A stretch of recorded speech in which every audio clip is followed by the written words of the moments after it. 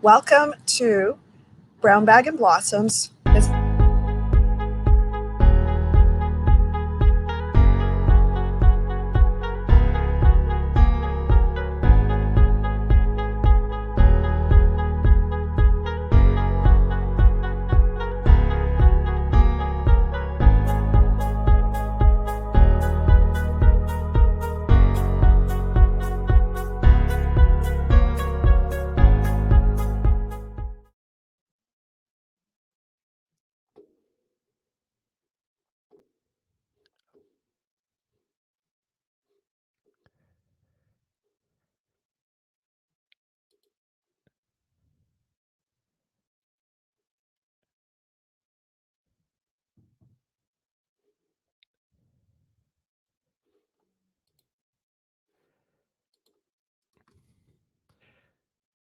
Stand by 1 minute, folks. We're having a little bit of technical difficulty. Carla should be with us shortly.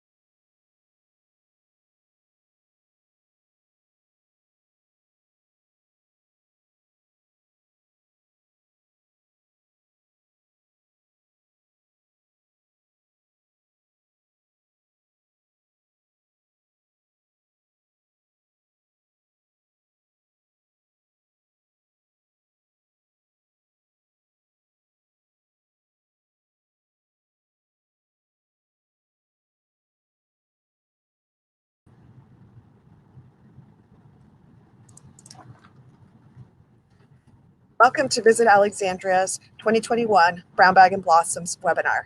We appreciate your patience. I was having a little bit of a technical difficulty, but we wanted to thank you for joining us from across the country. Traditionally, this event has met in person in Washington, D.C. during the cherry blossoms. And our silver lining this year is that we can expand our audience to meet with you throughout the country. We have a great lineup of speakers today to join us. But first, I wanted to introduce to you our Visit Alexandria team. Our team is small and mighty at Visit Alexandria, but we are here to provide you with the best service throughout. With our leader, Lorraine Lloyd, who is our VP of Sales and International Marketing. Nancy Rosenbaum, our Business Development Manager, and Lindsay Goldstein, who is our Destination Sales Manager, and myself, Carla Bascabay-Hebel, Director of Group Sales. All four of us work very closely together, so at one time or other, you'll receive some communication from either one of us. But we're all here to share Alexandria with you and share why it's great to meet in Alexandria. And as we're all connected via the web, please stay connected with us through ALX Networks, which is our meeting planner group on Facebook. You can also find us Twitter, Facebook, LinkedIn, and our blog, Meet ALX blog, which is published monthly with great resources about the destination, along with meeting resources for you and your teams. Alexandria, if you're not familiar with our destination, is located right on the banks of the Potomac River. We are one of the most accessible cities, and we pride ourselves in being awarded for the third year in a row by Condé Nast Traveler as one of the best small cities to travel to in the U.S. We're a small town charm. We have a small town charm with big city amenities. One of the assets that your attendees will have when meeting here is the extensive accessibility. Flying in from Reagan Airport, which is just 5 miles away, and also taking the Amtrak or Metro.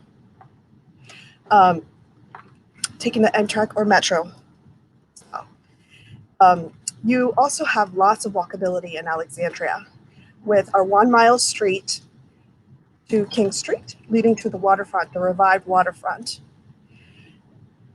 As we go on to sharing a little bit more about Alexandria, we will go on to our next slide and talk to you a little bit about what Alexandria has to offer. And if you're considering meeting in Alexandria or meeting anywhere in the DC area, please keep Alexandria in your RFPs. We cater to meetings that are the size from boutique meetings from 10 to 500, with over 23 hotels here in Alexandria, representing every major brand along with boutique properties. What's unique about Alexandria is we also have great restaurants and outdoor activities ranging from all over in our multiple diverse neighborhoods.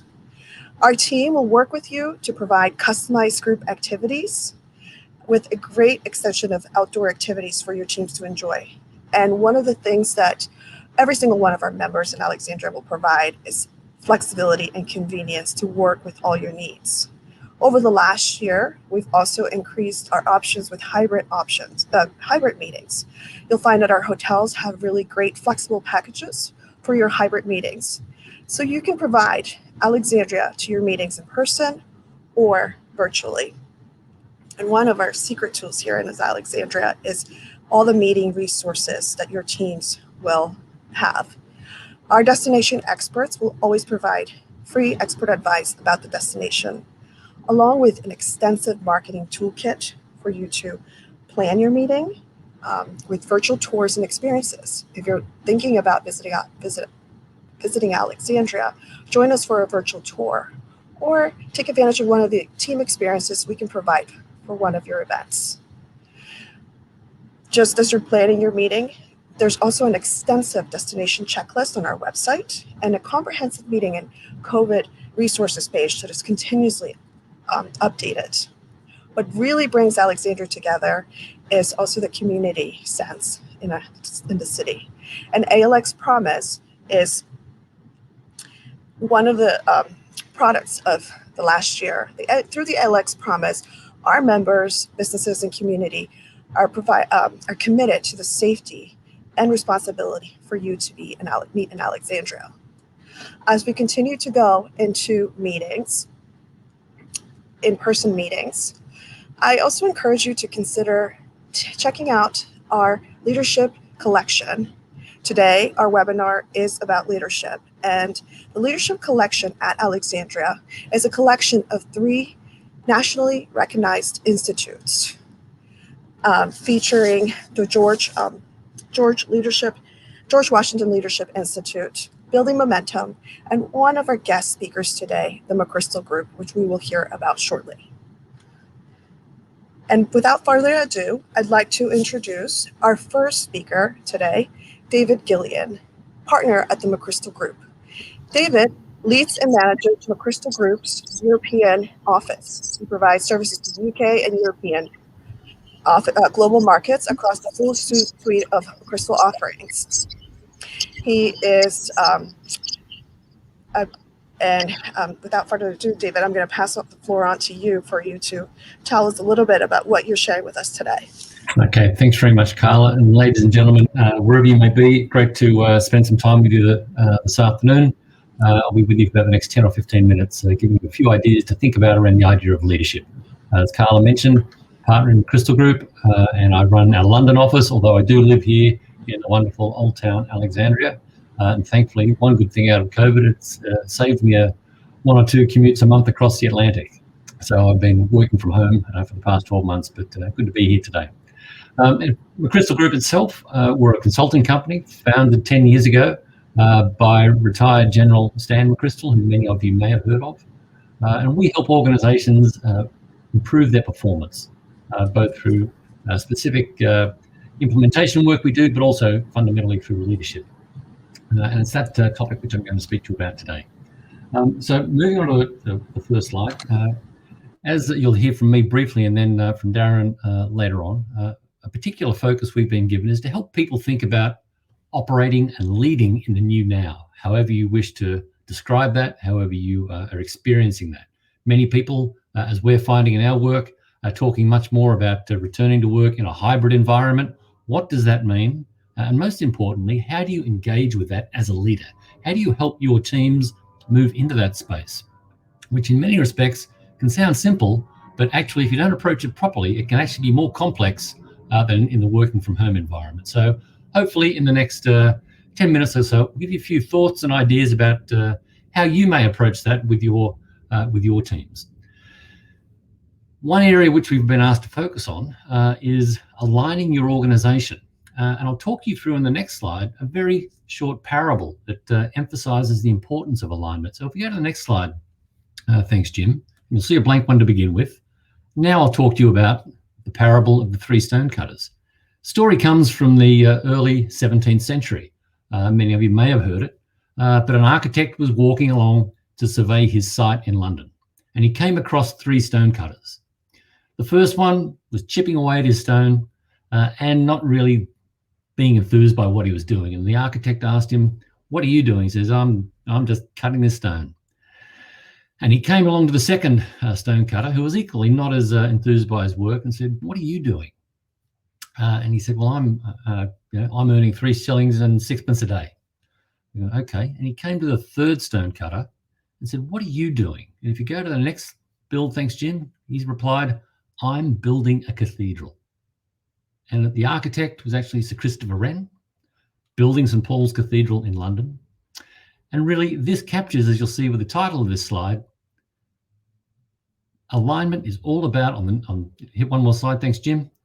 It creates this power of common purpose. What is uniting your people to do what they need to do, even when the boss or the bosses aren't around?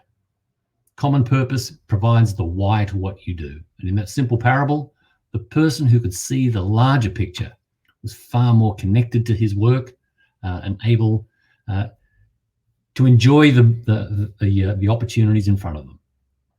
So this idea of common purpose and this idea of alignment is what we'll go on to discuss. And we'll do this for a very short thought experiment. If you go on to the next slide, thanks, Jim. First up, you may not have heard, if we go back one first, thanks, Jim, before we read this, you may not have heard of the US Nobel Prize winning physicist called Richard Feynman. Now, some may have heard of him because in the Challenger space shuttle disaster, he played a critical role in the investigation into that circumstance. But before that, back in the 1960s, he ran a series of lectures around physics, and he posed this question, which I'll ask you all to read. Next slide, thanks.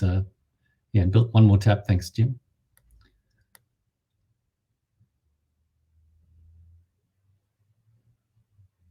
So if you look at this, it's a pretty profound question. In his case, he's talking about the loss of all scientific knowledge. But the key clause I want you to focus on is that last one. What statement would contain the most information in the fewest words. So if you go to the next slide, thanks, Jim, I'm going to ask you to do a quick thought activity. I'm going to take that Feynman question and pose this one to you. Next slide, thanks, Jim. If all knowledge of your business or your event, as I understand you're all event managers, if all knowledge of your business or your event was to be lost tomorrow, and only one sentence could be passed on to explain the purpose, what would that be? Now, I'd ask you all to just think about that for 15 seconds, pull out a pen and paper, pull out your keyboard or your device, and try and capture whatever the issue is of the moment, as I said, for your business or for a particular event you may be planning, and ask you to write down in as few as possible words, what's the purpose of that you need to pass on if you can't be there for the rest of your team or your organization to implement.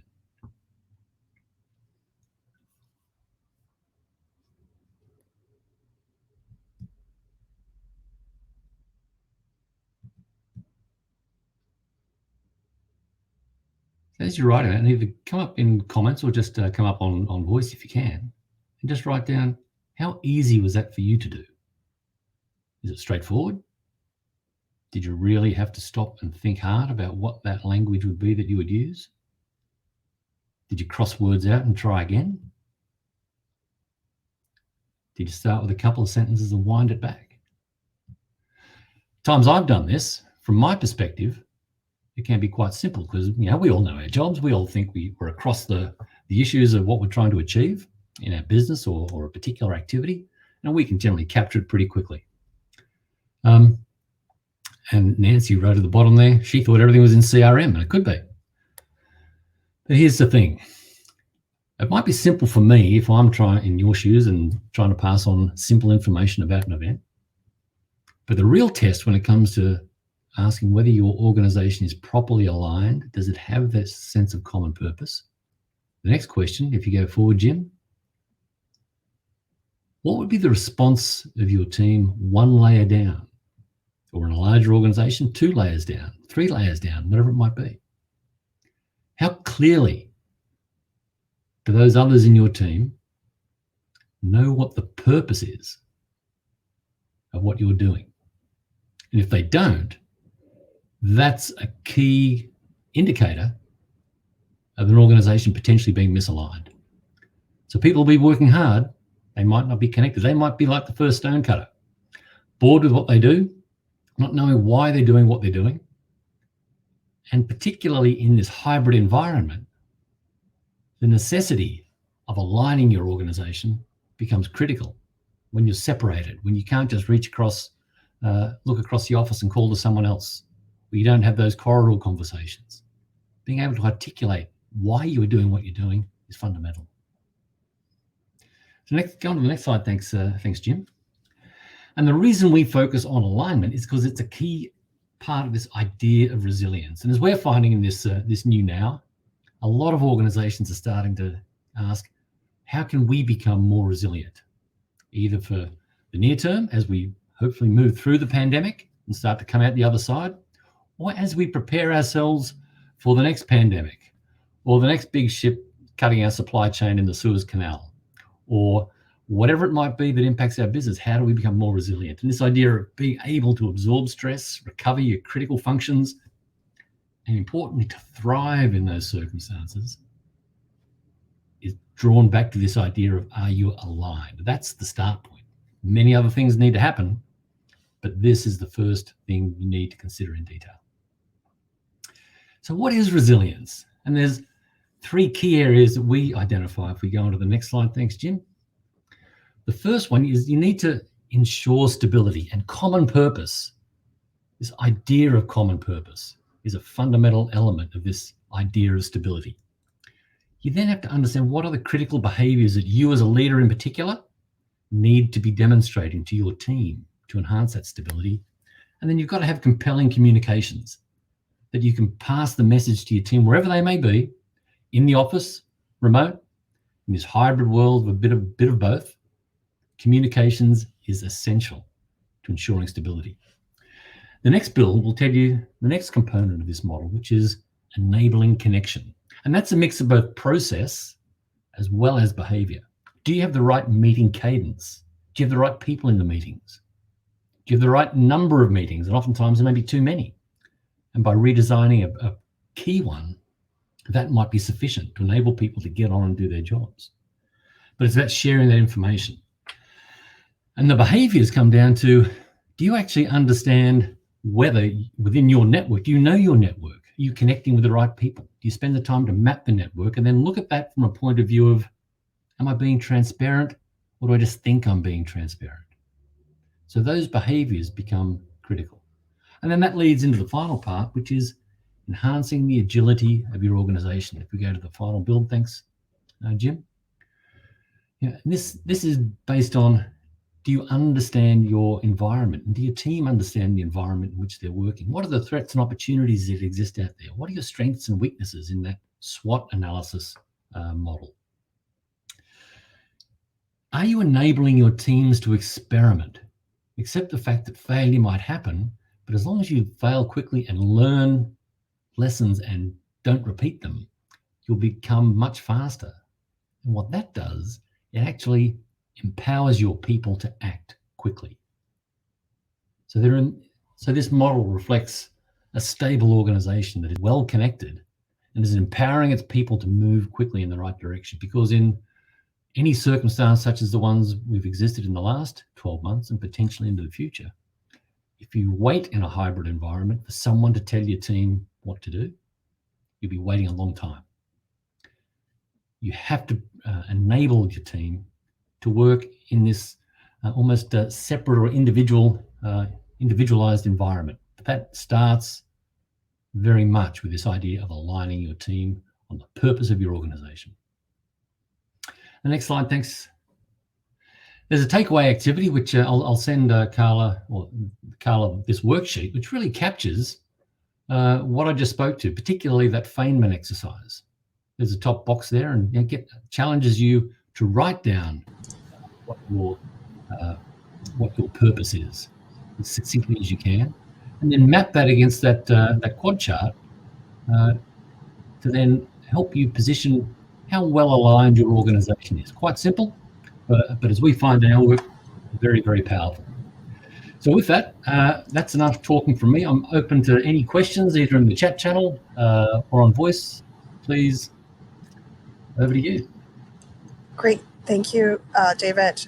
And just so everybody knows, the McChrystal Group is based in Alexandria, as David mentioned, and this is just a little bit of a sample of different activities that they have through their Leadership Institute to work with you in person or virtually. Very engaging, David, and something that I think if I was to lose an event on the next day, most planners would think, how do we get hold of every single one of our vendors right away? As they're working with multiple partners. If anybody else wants to add any questions, we will be sharing the activity with you on a follow-up as well. And this is being recorded, so we'll be sharing the recording along with a follow-up blog for some more thought-provoking comments. And I don't see any additional questions right now. Happy to follow up at all, Carla, at any point. So thanks very much. Great, David. Thank you so much for your time today. Thanks, and we look forward to seeing you soon in person. Enjoy the rest of the event. Thank you very much. Thank you. Great.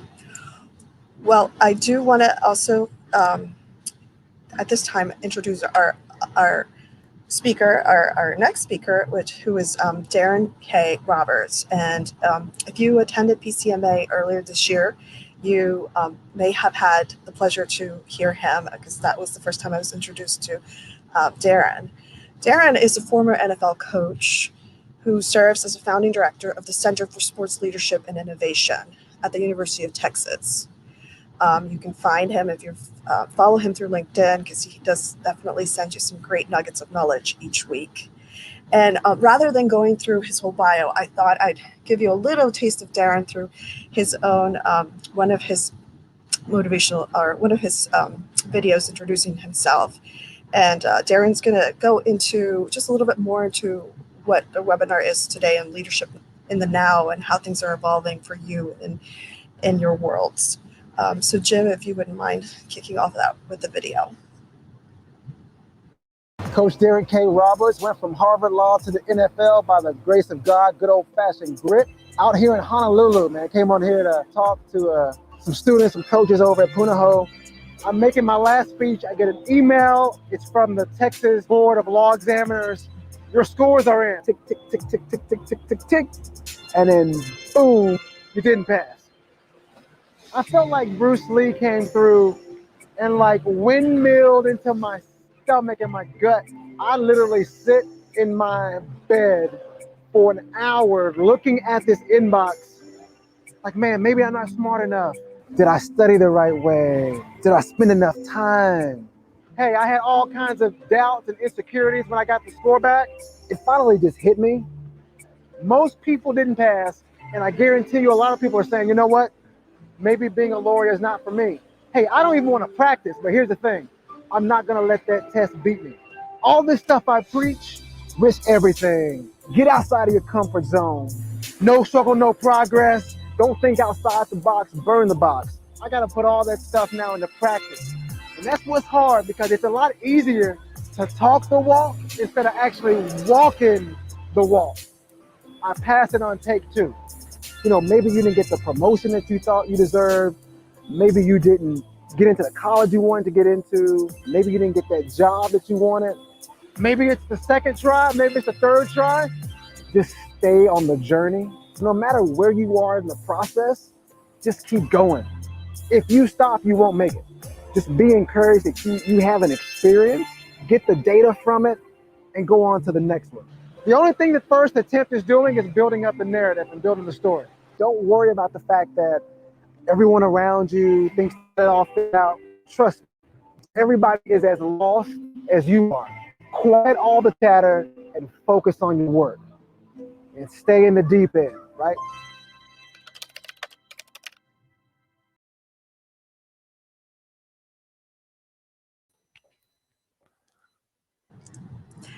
Thank you, Jim. And Darren, welcome to Brown Bag and Blossoms. Traditionally, each year we have our planners meet together and we have these beautiful African violets that everybody takes away. So we'll bring those back next year, everybody, when we'll be in person again. But I'm going to pass the floor over to you to connect with our planners. Thank you, Darren.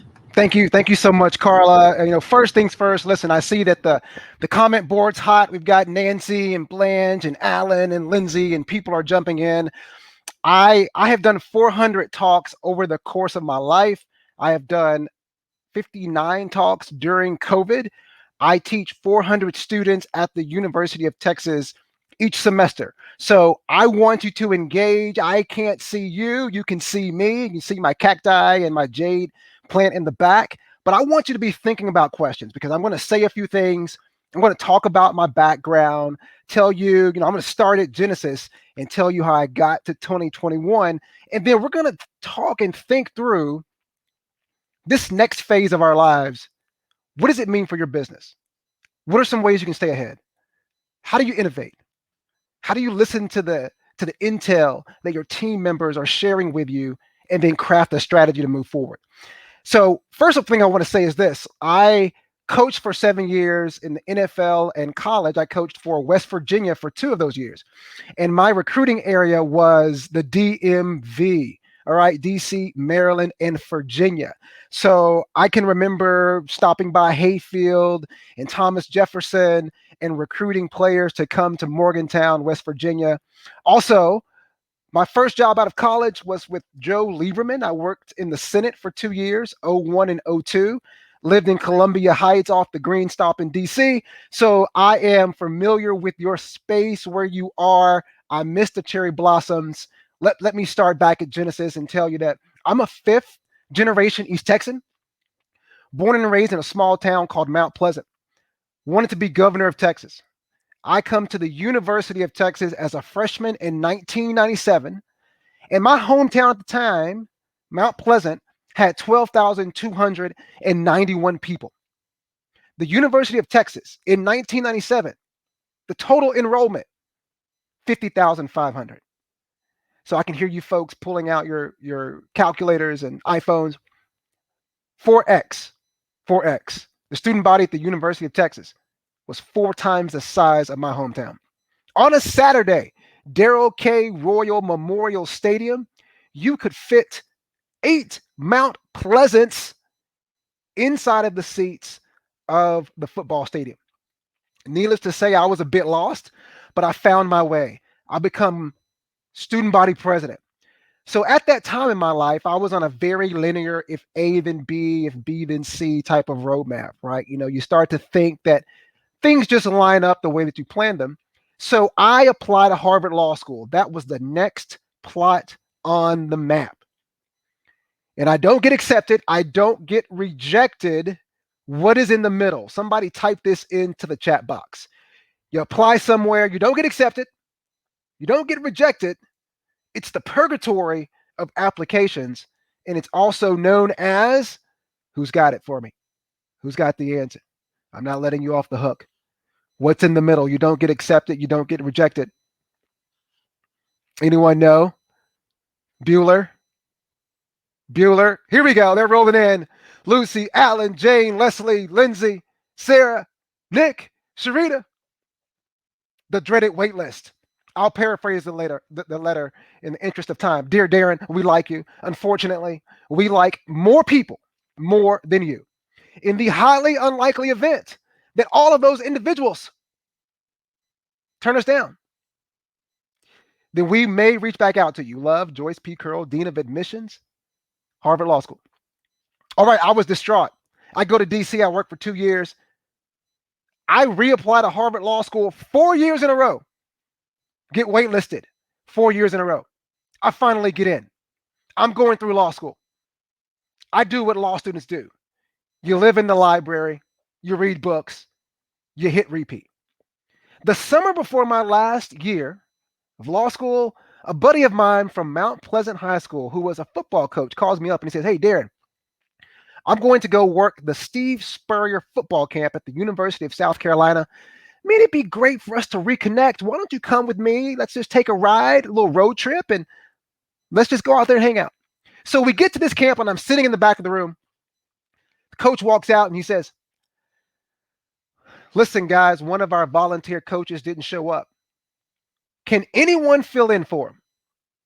So I'm looking to my left. I look to my right. I'm thinking to myself, well, Darren, you were a first-team all-district strong safety.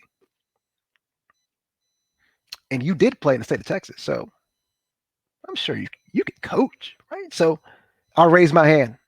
Let me tell you something. In life, half of the battle is raising your hand. It's not about knowledge. It's not about intellect. It's not about your SAT score, ACT score, where you came from, what zip code you grew up in. Half of the battle is just raising your damn hand. So I raised it. The coach says, "Hey, coach, what's your name?" Coach Roberts. Coach Roberts, glad to have you. "Hey, coach, where do you coach?" The plot thickens, folks. The plot thickens. I said, Mount Pleasant High School. He goes, "Mount Pleasant High School. That's wonderful. Hey, Coach Roberts, you have group 6. I said, "Yes, sir. I got you." I felt like coach just gave him like a little, the little one-eye wink. I thought that would make me official. I found out that group 6 consisted of 60 sixth graders. Woo! None of whom had any athletic talent whatsoever. All right. These were kids whose mama and daddies had bought this camp experience. They weren't big-time athletes, and they didn't have a real coach. I went to Walmart the night before. I get a bucket hat. I get some sunglasses. I get a whistle. I'm official. For 3 days, I coached these kids. God, I would love to find some of them because I'm sure that I ruined them for life. But this is the one thing that I noticed. It was the first time in my life when I didn't have to set my alarm clock to get up. First time. And there are moments in your life where everything stops and you get into this flow state. And oftentimes we tell ourselves, "Oh, don't think much about it," right? Keep moving. This is where your brain and your heart have to connect. Right? You've got to bring those two together and say, there's something special here. Let me chase it. So I say to myself, I want to be a coach. I go home, go back to Cambridge. I get to Logan Airport. As soon as I get off the plane, I call my mom and dad. I said, I want to be a football coach. My dad said, that's great, son. You know how much debt you're in? Here's some math for you. I got my master's in public policy from the Kennedy School of Government. 2-year program, $100K. 3-year program, Harvard Law School, $150K. How much debt was I in? $250,000 pre-interest. I said, Dad, I understand that, but this is what I want to do. Now, my dad's a Baptist minister. So he says, well, son, I think we need to pray for you. So we bow our heads and he prays with me over the phone. And then they hang up. They were supportive, but they hung up. All right.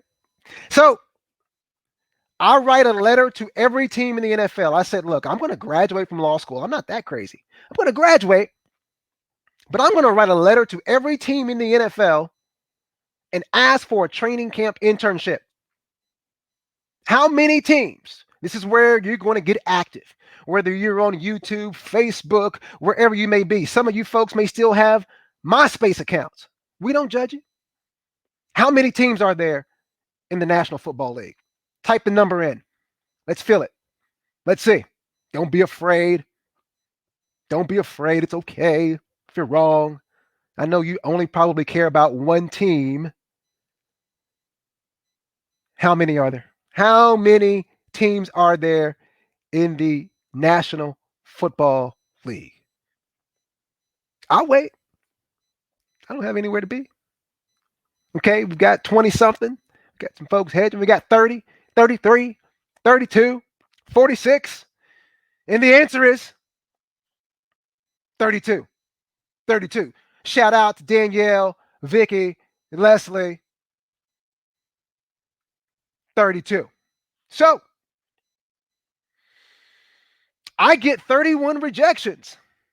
And the only yes was from a man by the name of Herm Edwards. He calls me up and he said, hey, look, Darren, I don't know why you want to do this.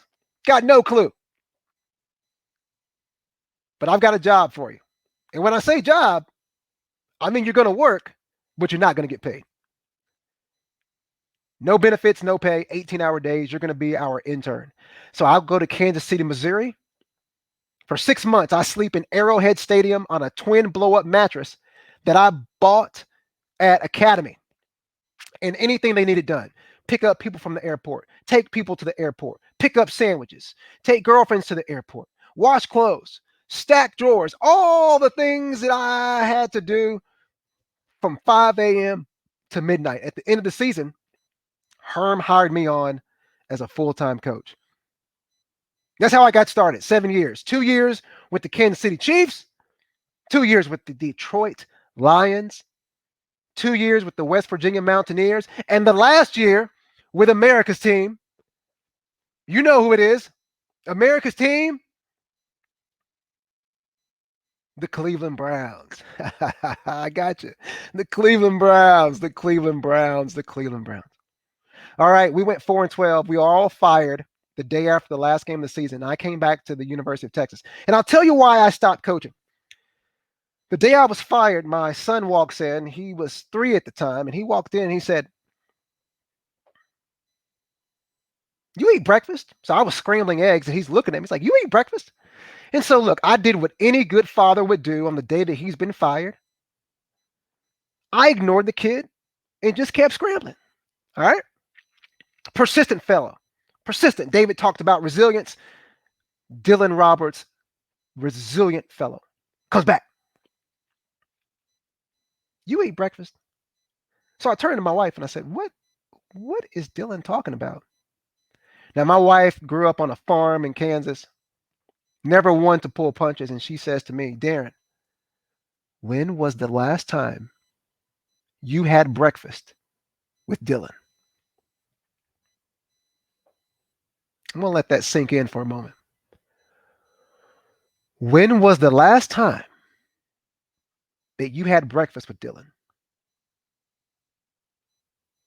And here's the thing, the irony hit me like a ton of bricks, to be honest with you. That I had spent all of my time with other people's sons. I was spending 18 hours at the facility helping other people's sons to get better. But the reality is that my own son didn't know me. Talk about those rare moments in life where you have to connect that space between your head and your heart. That was one of those moments. So I stopped what I was doing. I come to the University of Texas.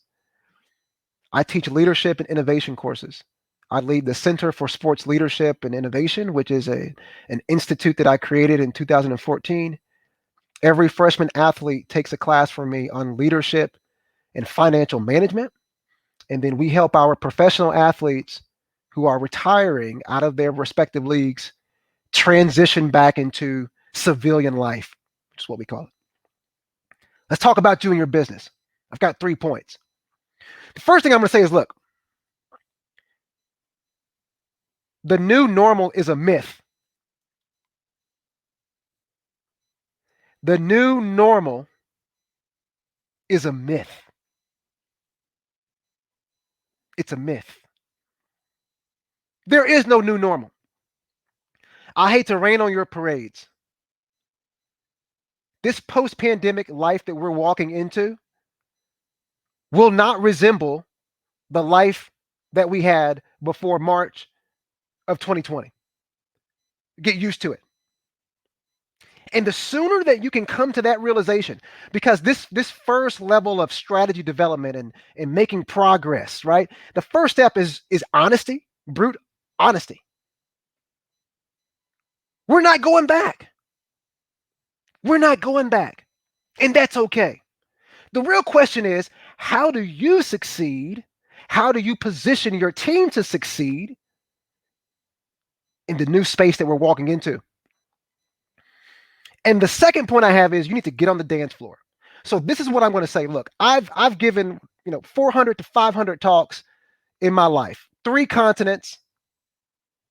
I average 50 talks per year, whether it's to Google or a startup or a nonprofit. From 5,000 people in the room, no, my largest crowd was 10,000 people in the room to 5. Okay. And this is what I want you to think about as an event planner, because I've really, when Carla asked me to give this talk, I was honored and I really started thinking about what would add value, what would add value. This is what I want you to think about. Get on the dance floor.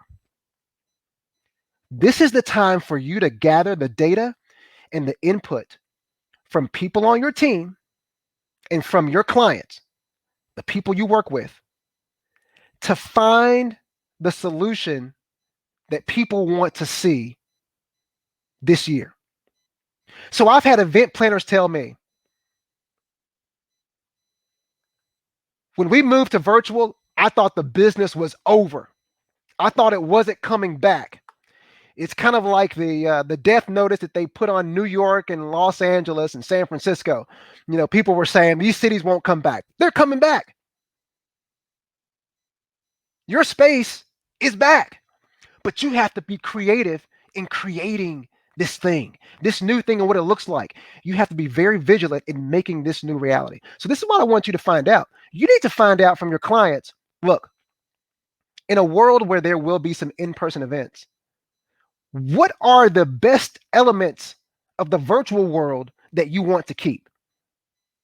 What do you want to keep? Because this exact same event, this Brown Bag and Blossoms event, in an in-person year, got 100 people there. And now it's 2x. So from an event planner standpoint, you're seeing increased participation in the virtual world. And although there is a space for being in the building and someone sweating on you and, talking to people and, those fixed chicken dinners that you serve at lunch, there is a space for that, but there will be some hybrid model. So maybe the event that you craft, some of it's in person, but you also have a virtual component for people who want to attend virtually. So find out from your folks, your people on the ground, your clients and your team, what are the elements of the virtual world that we should take over into this new space. It's going to look different than a lot of what you've done in the past, but the sooner that you can start to sketch the framework for what this thing looks like, the better off you're going to be.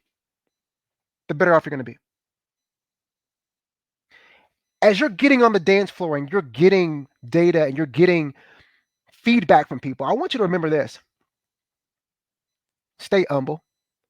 Stay humble. Look, it's easy for us to think because we've been in this space that we know what we're doing. And I'm not trying to tell you that you don't know what you're doing. All I am trying to tell you is it is more important that the client is right than it is you are correct. I'm going to say that one more time for the people who were sleeping in the back. It's more important for the client to be right than for you to be right. So stay humble. You know, David talked about agility, and one of the key components from a leadership perspective when it comes to agility is humility. You got to be humble enough to take feedback and input that may not agree with the way that you've done business, but because you're going to put the business first, because you're going to put the event first, you're going to incorporate some ideas that you may not agree with. And I'll tell you this, I coach CEOs, I coach CFOs, startup founders across a lot of different industries. And I'm going to tell you something that you already know. The fastest way to die in this business, in any business, is to lose your humility.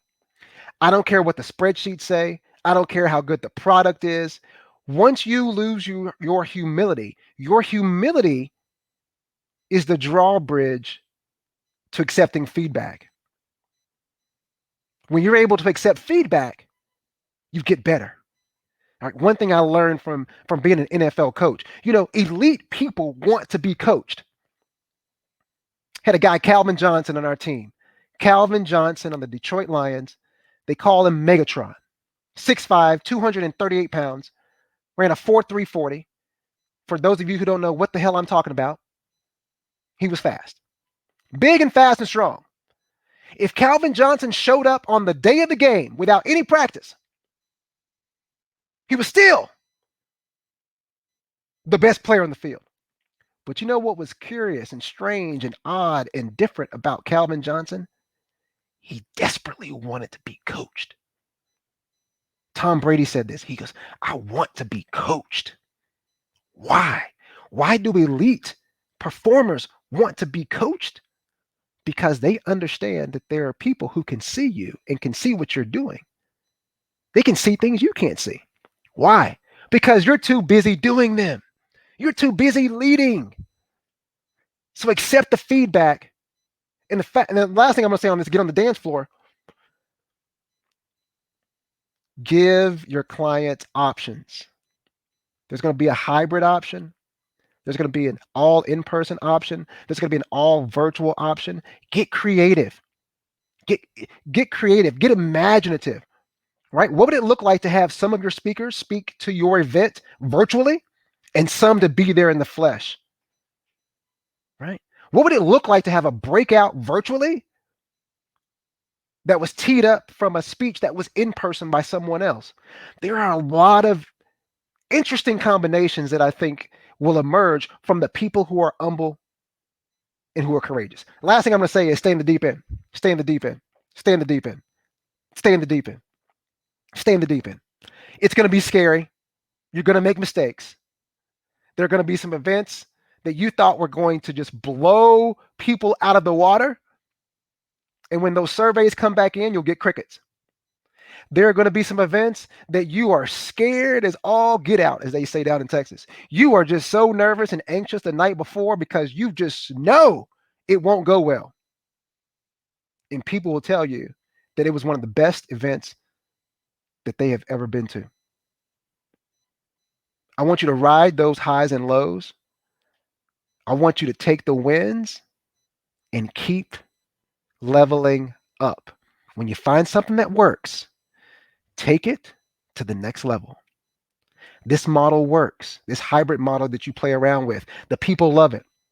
How can you improve that? Take it to the next level. Right now we're in the middle of the March Madness. And so every team, right? You start out with 68 teams, 64, 32, 16. My math is good. 8, 4, 2, 1. To get to be the one, every round, you got to get just a little bit better. Like the way that you won the last match, that same strategy may not work for this next game. So stay hungry, stay humble, stay agile. Now, look, I want questions.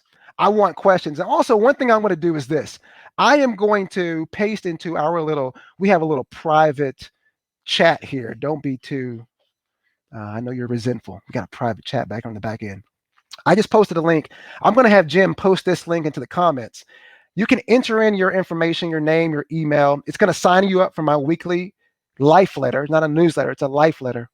And I just take a deep dive into topics around risk taking. But I'm also going to pick 2 of you randomly to receive a gift pack. It's going to be my book on empathy, a kid's book about empathy, which Oprah chose as one of her top gifts of 2020. My other book, Call an Audible. And I'm also going to send you a Stay in the Deep End t-shirt and sticker. So feel free to go to that link, fill out the information, and then I will email you and let you know if you won. All right, questions. I'm ready. Any questions are on board? Throw them at me.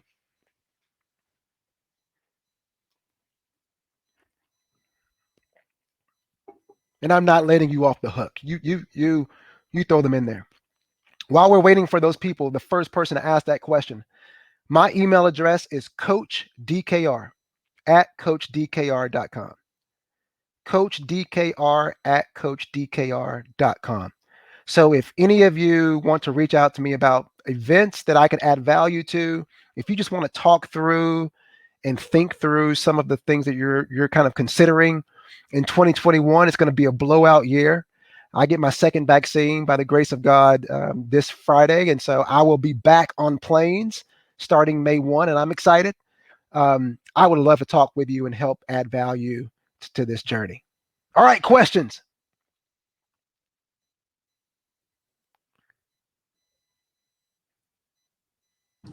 Darren, great. We've got one question here. Okay, this is from Nancy. What tips do you have for overcoming fear?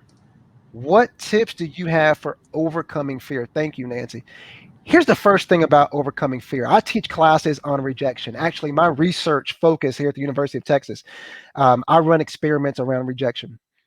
One of the first things that you have to do to get past fear is this. Locate the source. Locate the source. Usually we are fearful because we are scared of the outcome. We are scared that people around us will say, oh, Darren really doesn't know what he's doing. For example, you know that video you guys and gals watched before we started, it was the bar exam. I took that in 2018. I had been out of law school for 11 years, and I just decided I was going to take the bar exam. Darren, did you want to practice law? Hell no. Hell no. But it was a challenge. And so for 6 months, I buckled down and learned all of this law that I had forgotten over that 11-year period. And I barely missed the mark. Barely missed the mark. And you know, one of the things that I found was when I posted that video, I had people send private messages to me saying, I can't believe you did that. If I had failed the exam, I wouldn't have told anyone. And I told them, I said, first of all, I didn't fail. I just didn't pass. So it's a reframing.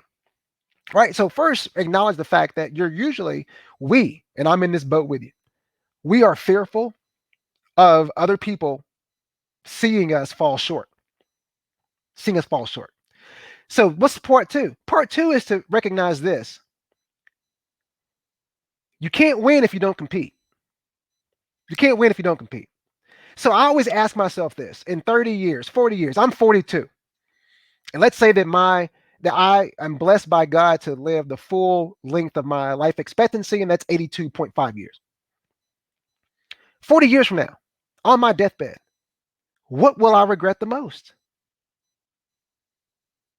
I'll regret the shots that I didn't take. I'll regret the shots that I didn't take. So I want you to always fast forward into the future. Remember that movie Back to the Future? I love that movie. Michael J. Fox. Anyway, I digress. I want you to fast forward to the future and ask yourself, if I don't take this plunge, will I regret it? Will I regret it? And if the answer is yes, to hell with the naysayers, to hell with the folks who are over on the sidelines, documenting and criticizing your every move. Just go. Last point, Nancy. It was a great question. Last point. Just focus on micro wins. Micro wins. What are micro wins, Darren? They're small units of victory that lead towards a big goal. They're small units of victory. So if you say you want to write a book and you get afraid, what's the micro win? Tomorrow, the micro win is to come up with a book title. The next week, what's a micro win for that week? If you're going to write a book, come up with the chapters, the chapter titles, just the names of the chapters. What's the next week? You're going to write 50 words for chapter 1. And I'll tell you something crazy, Nancy, that happens. Over the course of time, you just stack these micro wins and you stack these micro wins. Remember, David was talking about the bricklayers, right? Every day you're going out there and you're just laying bricks and you're laying bricks. And then you look up one day and you have a cathedral. So focus on the micro wins. Sharita has a question. Can you share? Okay, no, here we go. Alan's question is this. 2020 was a year of pivoting. It's gotten hard to keep up. Any suggestion on fighting pivot fatigue? Yes. And I'm going to say this too. 2020 was the year of pivoting. 21 is going to be the year of pivoting. 22 as well, and on into the future. We are moving. I'm going to tell you, I'm studying this with a few of my colleagues. The economy that we are walking into is one that is going to change rapidly and often. So be prepared to keep your pivot shoes in your backpack, okay? In your backpack. And the thing about it is this. When it comes to pivoting,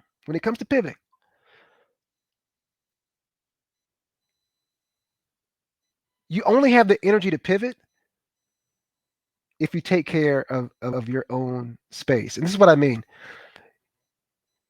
Some people have looked at self-care as a luxury. And I think that this past 12-month period has reminded us self-care is a necessity. Self-care is a necessity. So we have to carve out time for us. I have what I call no-fly zones. These are 1-hour blocks in my calendar each week.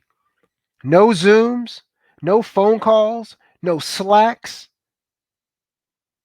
I go analog, cut off the Wi-Fi, and I just focus on me. Sometimes I sit and look out my window. Sometimes I read a book.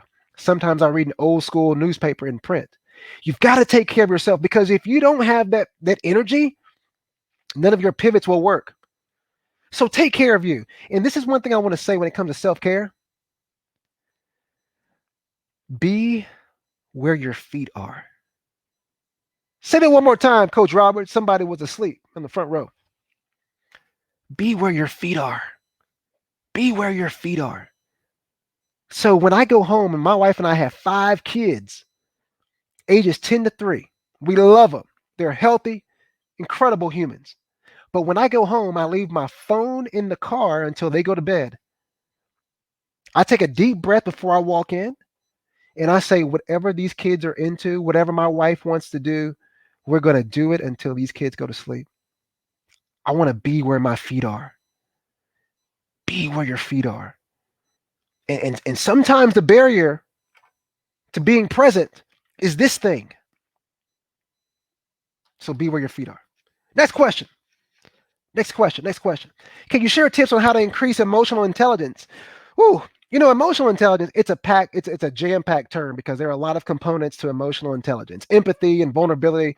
The one thing I want to say is this, keep it small. What's the micro win? I would start with vulnerability. Vulnerability. Everyone loves them some Brene Brown. Brene Brown talks about vulnerability and empathy. She's done some incredible research. I would watch her TED Talk more than once. And I would ask myself, and this kind of goes to the question before. This goes to the question before that Nancy asked about fear. Get a grasp on how vulnerable you are willing to be. Because I find that what holds people back from an emotional intelligence standpoint is that we're fearful of vulnerability. We've equated vulnerability with weakness when it's actually a strength. All the research shows this is something that can build it builds credibility on teams. Vulnerability. So I would say start with vulnerability, and that's the gateway to getting better with the rest of the bundle of traits around emotional intelligence. Because emotional intelligence really does encompass a lot of traits within that framework. Who else? Great question. Thank you, Sharita. Who else? What do you have for me? I'm here. I'm ready. I'm ready. Had my green smoothie this morning. Had a nice run. All right, Carla. Thank you, Darren. I think what you've shared. Oh, Sharita, you have one more. Okay, yeah. Sharita said emotional intelligence builds great leadership, correct? Yes. So this is what I want to say about emotional intelligence. I think sometimes the term gets thrown around quite a bit. And if you look at it, emotional intelligence is really a bundle of a lot of what I call subtraits, right? So empathy, vulnerability, the ability to actively listen. And so if you can get good at this bundle of traits, you'll become a better leader. Absolutely. Absolutely. I think you've given everybody a lot of great thoughts, especially about, last year when meetings were reinvented and people were able to take chances and really kind of digging deep into that leadership that we all have within us. So we're going to definitely, just so everybody knows, this has been recorded, so we will share it and take advantage of some of those great incentives that Darren is sharing as well. We appreciate everybody that's connected with us, and thank you, Darren, for continuing to share with us just that learning from failure is just how we learn and become better. Thank you so much, Carla. You've put on an excellent event. I've done a lot of these, as I've said in the past, and just watching the engagement speaks to your ability to host an event that people enjoy. And so thank you for having me, and to all of you out there, stay in the deep end. Thank you so much. Thank you. Thank you. And just as a reminder to everybody, you are eligible for this webinar is eligible for EIC credits. So those will be loaded at the end of this webinar as well. If you have any questions, please feel free to send me an email or anyone within the team. And we invite you to join us virtually for a site visit or come and meet us in person. Our hotels are eager to see you and showcase their safety guidelines. And while coming soon, a blog will be also following with this webinar. But in the meantime, check out the Meet ALX blog, as we have some great leadership, a series of great leadership blogs featuring the Crystal Group and our other prominent leaders in Alexandria, including our president, Patricia Washington, with Visit Alexandria. Thank you all for joining us today. Thank you. Thank you. Thank you, Darren. Thank you so much, guys.